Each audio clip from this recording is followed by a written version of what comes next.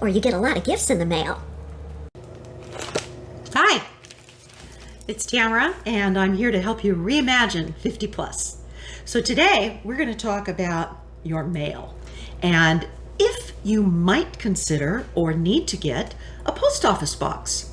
Now, the reason why we're talking about this is part of reimagining our life might include relocating. And if you are relocating to an entirely different area out of state, or certainly a substantial distance from where you are living now, then this might be an option that you would consider.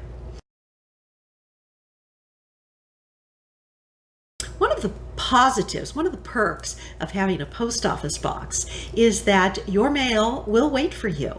And so if you are delayed in your move, you're not going to be arriving when you thought you were, or perhaps you're going to arrive a week or 2 weeks later, then you don't have to worry about the mail.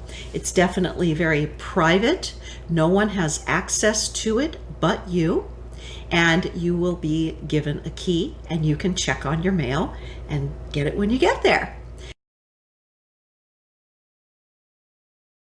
Which brings me to the second reason why people do get post office boxes, and that's because it is very private.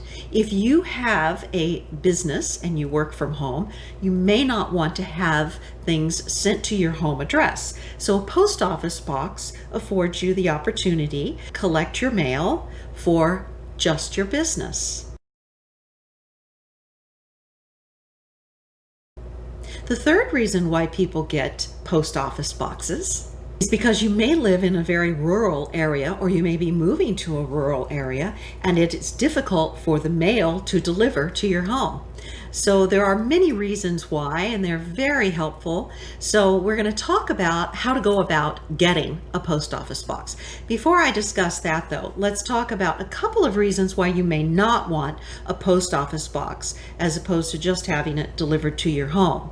The post office box is not free, and so you will be paying usually an annual. If it's only 2 or 3 months, then of course that's all you will pay for, but there is a fee attached. And the second reason is you have to go get it. So it's not like you're walking down the sidewalk to your mailbox and you grab the mail and run back in and have your coffee. You really do have to get over to the post office and get the mail. So it puts a little more effort on you. But then again, that might be a pleasant way to spend the morning or the afternoon making your way over to the post office. So there are usually 3 time frames that you will look at for a post office box rental. One is a 3-month rental, the other is a 6-month rental, or a yearly or a 12-month rental. So depending on how long you think you're going to want to keep the post office box, it certainly will be available to you if you choose that going into it. Depending on what size of post office box you decide upon, you will be limited to the amount of mail you receive, which also may factor into how often you need to go over and get your mail from the box.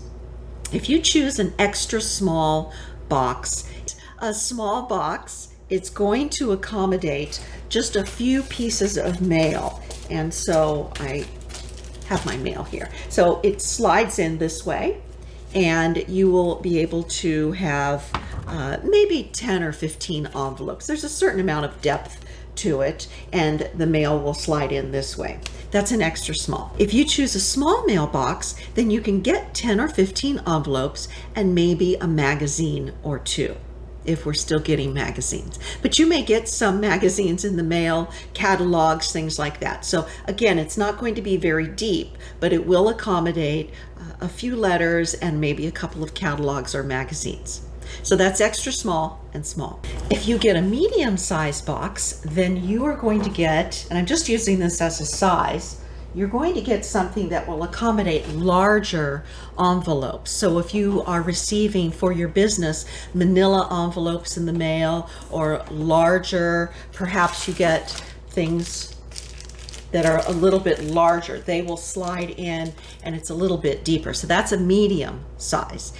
So if you choose a large mailbox, then what you're getting is the size of 2 shoe boxes stacked on top of each other. So you'll have a little more height and a little more width for larger parcels, larger packages. And then of course an extra large would be for large parcels that you would be getting in all the time. So maybe if you had something like this on a regular basis, you would need to have an extra large box. Now, as far as the prices go, an extra small mailbox will cost you about $108 a year. And again, I'm just giving you an average price. So that's for an extra small. A small mailbox at the post office will run you about $150 a year. And again, that's for a few envelopes and maybe a couple of magazines. A medium size, about $250 a year. And that's the one that I said you will be able to accommodate a little bit larger envelopes, maybe a little bit more thickness, but certainly not packages and parcels if that's something that you need for your business. Or you get a lot of gifts in the mail.